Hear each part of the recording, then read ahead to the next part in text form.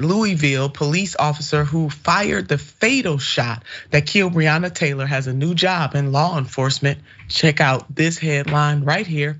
Ex-LMPD officer who fired shots that killed Breonna Taylor hired by another police department. I personally want to see a database of officers, law enforcement officers, period, no matter if they're police departments or sheriffs, wherever they come from, because law enforcement can be multiple places.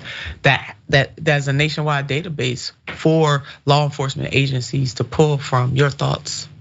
Yeah, it's crazy to me that it took that cop having something that blatant and that obvious before they were like, maybe we shouldn't give this guy a gun and maybe we shouldn't let him police our community. I don't know the details of what it takes to become a cop like that, but I feel like there's not enough of a background check or something, some kind of mental health check to that. Why do we have so many of these unqualified people policing our communities? But what it comes down to is that it's a whole culture of policing. It's not the individual cops.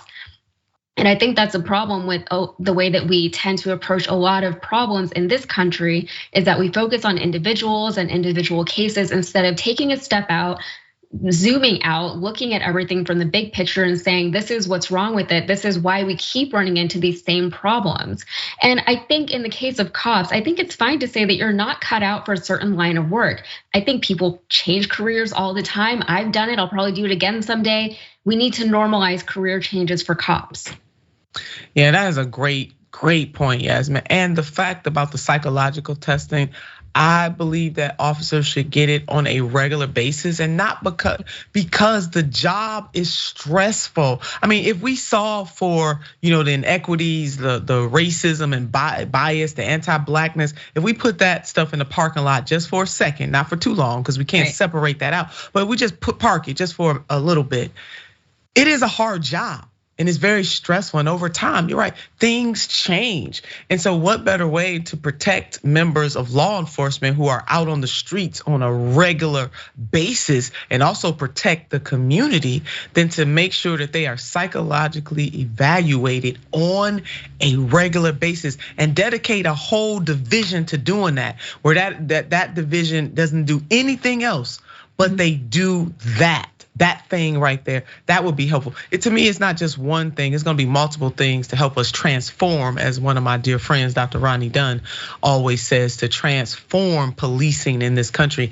And I firmly believe that it is bigger than officers, as you just said. We got to transform the entire legal system itself.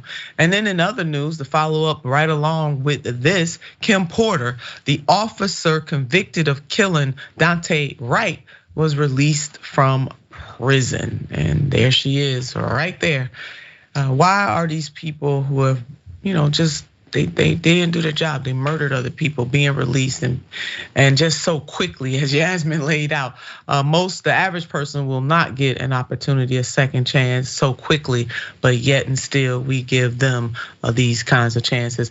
I hate to think, well, you know what, I'm gonna leave that alone. But Yasmin, any final thoughts on that?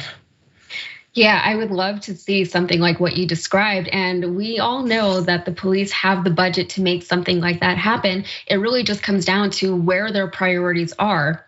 And from what we've seen, it's not on the mental or emotional well-being of their cops or the mental and emotional well-being of the people that they're policing, these towns. Like, it's like that quote that you had from that girl who lives in the town where the cop was now rehired, and she's terrified. Yes. We don't talk about that enough either. Like, there's so many angles to this story, and it's all a problem. But we have the budget to address these issues. Oh, there it is. The team put it back up. I think, put that back up, team. That was great.